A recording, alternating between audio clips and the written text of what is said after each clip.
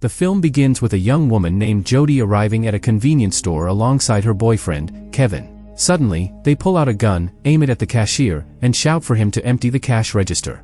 The frightened clerk obeys, and Kevin walks out carrying the stolen money. However, Jody spots a safe behind the counter and insists that it be opened. Oddly enough, the cashier remains composed and warns her that she won't be pleased with what's inside. He even mocks her, saying that out of everything she could have done with her life, this is the path she chose. Enraged, Jody starts counting down, and seconds later, a gunshot echoes loudly. The story then cuts to a wooded area, where a terrified woman named Samantha is wandering through the trees in a panic. She notices a small cabin ahead and hurries toward it, hoping someone there can help her. Inside, she discovers the place deserted, though it contains an old dusty radio, a worn-out chair, a bed, and a bag filled with food. Suddenly, she spots a man carrying an axe heading toward the cabin and quickly hides. The man steps inside while Samantha slips under the bed. He picks up his bag of food and leaves, allowing her to breathe a sigh of relief. Soon after, she rushes out of the cabin in desperation, only to run into the same man. She falls hard and injures her leg. Surprisingly, the man, whose name is Tom, turns out to be gentle and offers her assistance. They return to the cabin together, where Tom carefully treats her wounded leg. Samantha apologizes for taking his food and confesses she hasn't eaten since the day before. She explains that her car broke down the previous night, and her husband went to a nearby gas station but never returned. When she asks if he has a phone, Tom says he doesn't, and that the only device there is an old radio that no longer works. He also mentions that he experienced car trouble himself and has been stuck there for 3 days. Frightened by this, Samantha insists on going out to search for her husband right away, but Tom warns her that temperatures can drop to -5 degrees Celsius during the night. Later, they go to Samantha's car, where Tom inspects it and discovers it's simply out of fuel. She asks about his vehicle, and Tom explains that he was in a small crash that left it unusable. After leaving a message for Samantha's husband, Adam, they take blankets from her car and head back to the cabin. Back inside, Tom gives her water he collected from a nearby stream, though oddly, when he returned to the spot later, the stream seemed to have disappeared. Curious, Tom asks why her husband left her alone in the car, and Samantha reveals it's because she is pregnant. Hearing this, Tom offers to sleep on the floor and lets her use the bed, assuring her he'll find a way to get them out safely. In the following scene, Samantha has a disturbing dream where she struggles to call out while suffering intense pain. When she wakes up, Tom is gone, but she's stunned to find an unconscious blonde woman lying just outside the cabin. She drags the woman indoors, while Tom is shown siphoning gasoline from his own damaged car to refuel Samantha's vehicle. Soon, the blonde regains consciousness, and she is revealed to be Jody from the opening scene. Confused and alarmed, she demands to know where she is, and Samantha explains that she found her passed out outside. Growing suspicious, Jody angrily asks about Kevin's whereabouts. Samantha doesn't recognize the name, prompting Jody to storm off in frustration. Shortly afterward, distant gunshots ring out, startling Tom so much that he accidentally spills all the gasoline. Soon after, a second gunshot echoes through the area, and Tom nervously shouts out, asking if anyone is there, but receives no reply. At the same time, Jody makes her way back to the cabin, irritated by the lack of both a phone and a bathroom. She assumes the cabin belongs to Samantha and thinks she lives there alone like some recluse, but Samantha explains that she ended up stranded after her car ran out of gas while traveling with her husband. Just then, Tom steps inside and is surprised to see another woman there, so Jody introduces herself. He asks her what happened, and she says she's from Detroit and recently argued with her boyfriend. According to her, he threw her out of the car and left her behind. Tom tells her she's welcome to stay, but starting tomorrow she'll have to help out, and she agrees. That night, Jody has a disturbing dream where she's restrained and someone injects her with something. The following day, Jody and Samantha have a pleasant conversation and begin sharing details about their lives. However, things quickly become tense when they argue over where they are, since Jody firmly believes they're in Wisconsin, while Samantha is certain they're in New Hampshire. Meanwhile, Tom walks deep into the forest, carving marks into trees to track the distance he's covered. To his shock, after walking in a straight path, he somehow ends up back at the cabin where he started. He then meets Jody, who claims that Samantha must be losing her mind because she insists they're in New Hampshire. This surprises Tom, and he immediately goes to confront Samantha. Later, when all three gather together, they begin arguing about their location. The confusion grows worse when Tom unexpectedly says they're actually in South Dakota. This only makes things more unsettling, as each of them is completely sure about a different state. Tom begins to feel that something is terribly wrong and asks the women if they're absolutely certain about where they think they are. Afterward, he warns them that their supplies are limited, and if they don't act soon, they'll run dangerously low on food and water. He proposes that the next day they walk as far as possible in one direction, and the women agree. That night, Tom also has a troubling dream involving a firearm. The next morning, the three of them leave the cabin at dawn and head into the forest.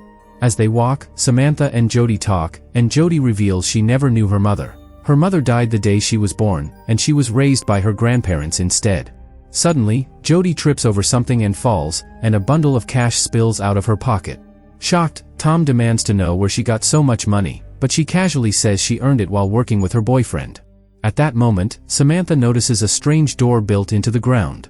Tom uses his axe to smash the lock, and when they step inside, they're stunned to discover it's a military bunker. Inside, they find shelves filled with canned goods, old bottles of wine, and even a map. Samantha realizes that all the writing there is in German and begins to suspect they might actually be in Poland. Jody asks how she can tell, and Samantha explains that although her father was German, it was her mother who taught her the language because her father died during the war. Jody is surprised by this and admits that her own father also lost his life in the war. They gather as much food and drink as they can and leave the shelter. Yet once again, after walking for some time, they shockingly arrive back at the same cabin. They are stunned, certain they had traveled far in a straight line, but somehow they've returned to where they started. That evening, while eating dinner, Tom opens up emotionally and says that no one would even realize if he disappeared. He reveals that his mother was executed and that he grew up in an orphanage in South Dakota. Later on, when the two women are by themselves, Samantha asks Jody if she can take a closer look at the stack of cash, admitting she has never seen that much money in her life. Jody takes it out and openly confesses that she and her boyfriend robbed gas stations and grocery stores, leaving Samantha stunned. Jody defends her actions, explaining that she grew up poor, never had the chance to attend college, and simply does what she must to get by. As Samantha examines the bills more carefully, she begins to think it's some kind of prank because the money is dated 1984, which, according to her, hasn't happened yet. This shocks Jody, who asks what year Samantha believes it is. Samantha answers 1962. When she turns the question back on Jody, Jody points to her jacket, leaving Samantha speechless. At that moment, Tom walks into the cabin, and when the women ask him the current year, he astonishingly says it's 2011. The women then reveal the years they believe they're living in, and Tom wonders if they're messing with him. Suddenly, another gunshot echoes from outside, increasing their fear. Tom cautiously looks outside and spots a man carrying a rifle. They step out carefully and ask for assistance. However, the stranger raises his weapon and begins speaking in German. Tom immediately drops his axe, and Samantha explains they don't intend to hurt him, but the German man knocks Tom unconscious. The next morning, Tom wakes up tied at the wrists and ankles. He sees that Samantha and Jody are also bound to chairs, while the German man is nowhere in sight. Considering the old wine bottles, the outdated radio, and the underground shelter, they begin to suspect they may have traveled back to the time of World War II, which would explain the bunker. Samantha asks Tom whether time travel existed in 2011 and if he somehow brought them here. Tom responds that although 2011 might sound advanced to them, it's not that futuristic. Soon after, the German man returns, unties Tom, and forcefully shoves him outside the cabin. Unable to understand English, the man drags Tom into the woods and starts beating him. At one point, Tom breaks free and attempts to escape, but the German captures him again and ties him to a tree. The German then goes back to the cabin and angrily demands to know where the women come from. He notices the locket hanging around Jody's neck and furiously asks how she got it. Samantha quickly explains in German that it belonged to Jody's mother, but the man doesn't believe her and raises his gun. At that moment, Samantha reveals she owns an identical locket. Confused, the German pulls out his own matching locket, which contains a photograph of a woman. Samantha is stunned when she recognizes the woman in the picture as her mother. Later, the German takes both women to where Tom is tied up. Samantha asks if Tom has a locket like theirs, but he doesn't.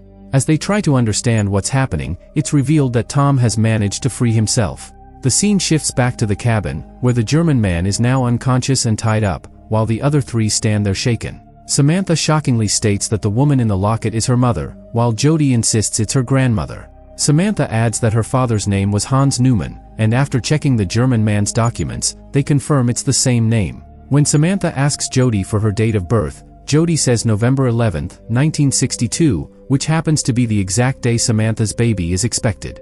Samantha also asks whether Jody's father is Adam Cohen and if his parents raised her, which Jody confirms. A heavy silence fills the room as the horrifying truth becomes clear. Samantha is Jody's mother, and the realization that her husband will die in the war shatters her. She runs out of the cabin in tears. Then Tom delivers another shocking revelation, telling Jody that she is his mother. Jody angrily dismisses it, arguing that he doesn't even have a locket and that she isn't pregnant.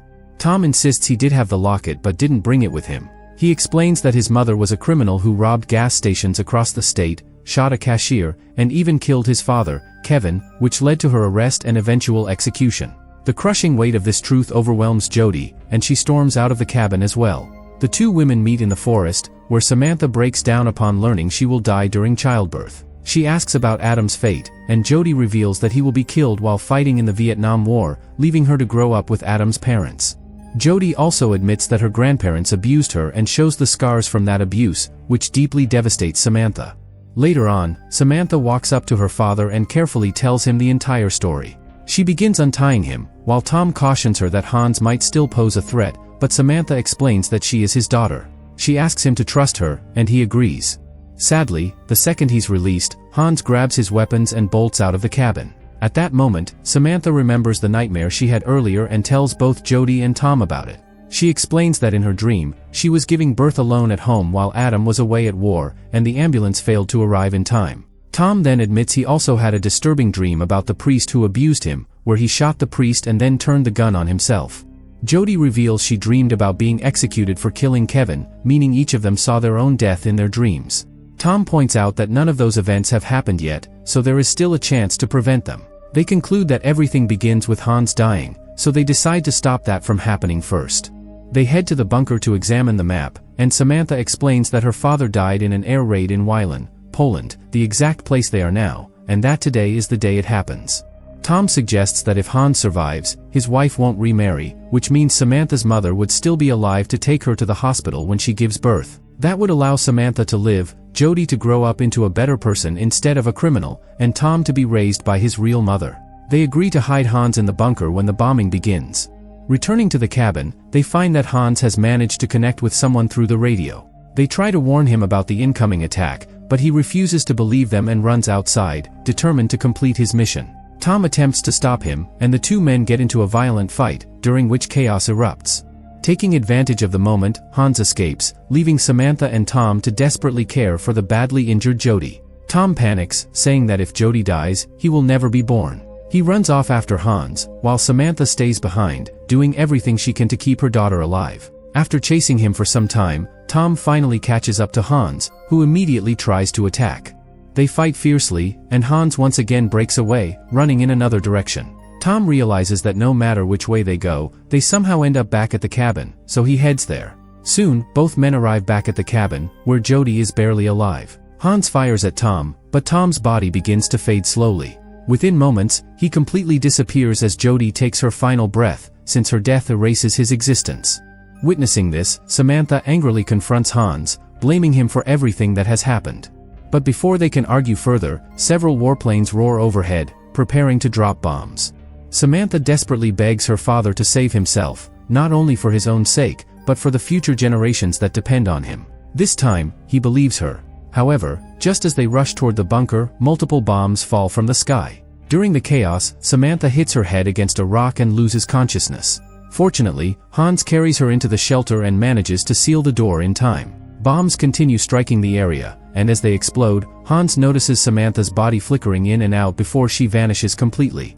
Elsewhere, Jody's lifeless body also disappears outside the cabin. Hans looks at the photograph of his wife, but in that very moment, a massive explosion destroys the cabin entirely. Then time itself begins to rewind, and every event that occurred starts playing backward.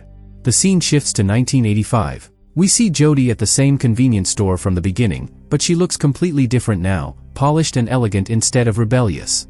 After paying for her purchases, she steps outside and notices Kevin, who is now with a different girlfriend. The pair walk into the store and soon pull out a gun, threatening the cashier for cash. The cashier hands over the money, but the woman demands access to the safe as well, and the situation unfolds exactly as it did before. The cashier agrees to open it, warning her that she won't be able to handle what's inside, just before a gunshot echoes. The story then cuts to Jody living in a beautiful, upscale home. A newspaper headline announces the recent passing of Hans Neumann, honored as a respected war hero and generous philanthropist. Jody approaches her mother, Samantha, now much older, and together they walk to the beach to scatter Hans's ashes.